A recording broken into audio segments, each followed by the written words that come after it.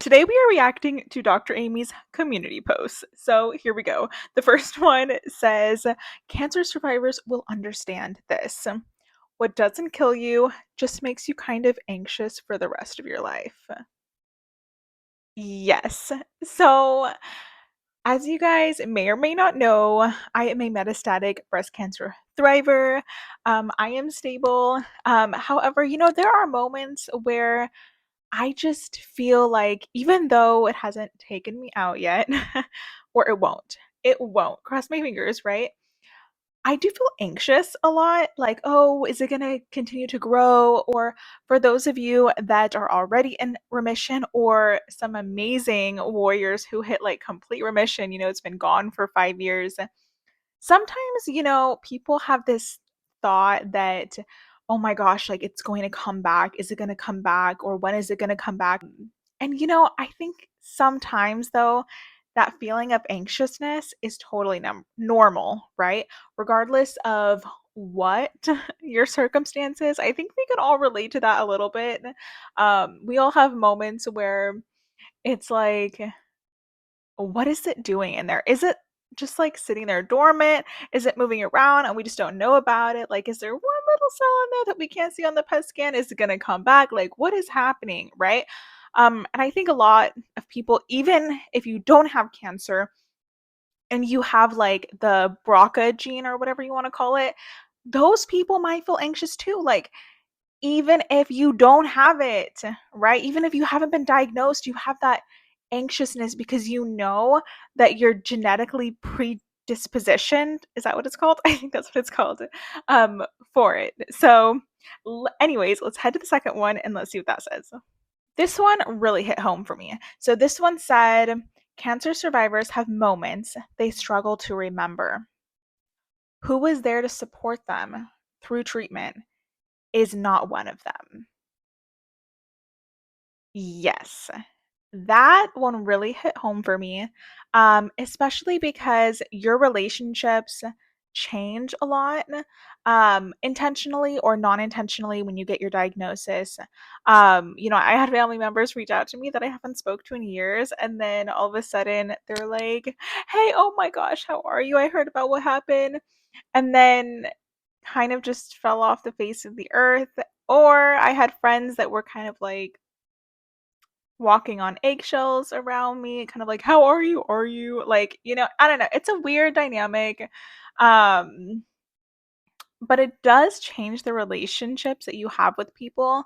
And now being in, over a year, October 6th was my 1 year anniversary, I guess if you want to call it, from my diagnosis.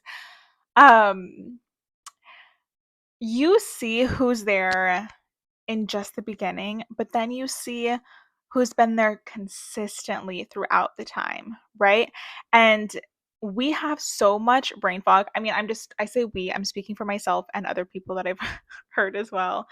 We get a lot of brain fog, or I get a lot of brain fog on some of these medications. And sometimes as well, I think just the whole idea of like going through this in life puts a lot of stuff in your head. And so I've noticed that my memory is not as crisp as it was prior to my diagnosis. But I think that's because, yes, the medications, but also the added like anxiety and occasional, okay, maybe more than occasional depression, but just the added thoughts and like stress of the doctor's appointments and all of that stuff, especially your first 3 months of your diagnosis. Like, I think the first 3 months is just a blur. Like, I do not remember much at all because I had a bunch of different ultrasounds, mammograms, liver biopsies, PET scans, MRIs.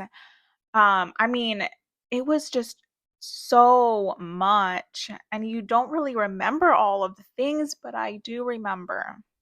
I will always remember the first people that I told, how people reacted, who was there, who wasn't there.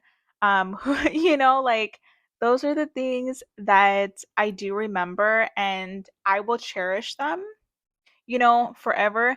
even though my ex didn't stay with me, for an example, throughout my entire diagnosis, I will remember how he was there for the first 3 months. And that is something that I can take away from the relationship, is that I had somebody that was there for me, right? I will always remember my church, group that would come bring me food. Um, if I wasn't feeling well, or just would offer, sometimes it's just the offer.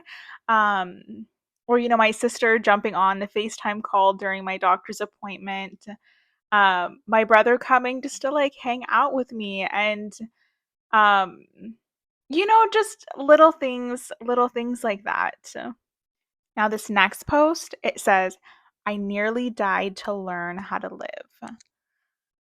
Ooh, that one is heavy, but I relate on so many different levels. I had skipped therapy for a while, right? But after my diagnosis, I finally decided that my mental health was important. I would always emotionally bypass my traumas and things that I've been through. And I never felt like I had a reason, I guess, to like take up space in therapy, or that my emotions were valid, or that what I really experienced was significant. And I know that sounds bad, but that's just kind of like my mindset. And I was just always this big people pleaser. I couldn't say no, I couldn't set boundaries. And it was really hindering my lifestyle.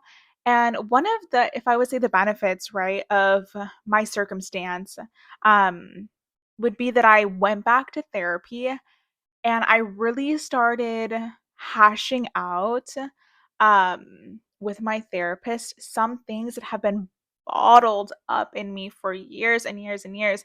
And I remember this day at church, and I was in the prayer room. I was like, I got diagnosed and I just need prayer. I just need prayer. And the lady that was in there, she was like, you have a lot of forgiveness to do. And I'm like, that's not what I'm here for. I am here for you to pray for me so that my cancer goes away. And she's over here telling me to forgive. But she was so right.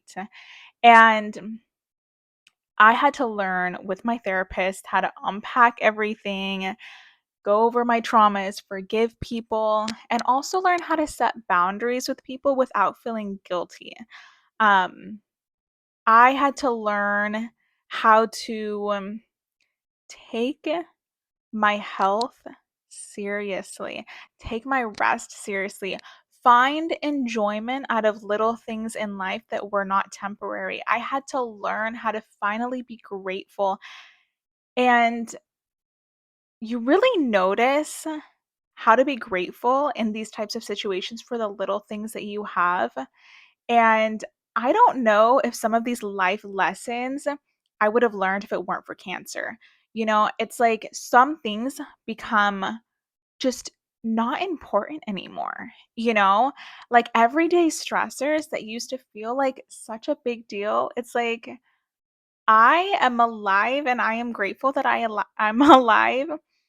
And those are no longer important to me. Like, I do not care anymore what people think of me or like perceive of me.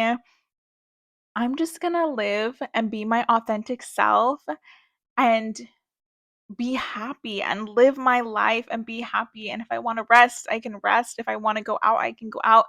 But really taking it day by day and living more in the present moment instead of just constantly living in the future. So, anyways, let me know in the comment section your experiences, and if you relate to any of these posts in particular, or if you think that there was a post that she made that I should react to and do a second one or something, or one that you thought that I should have reacted to and I didn't.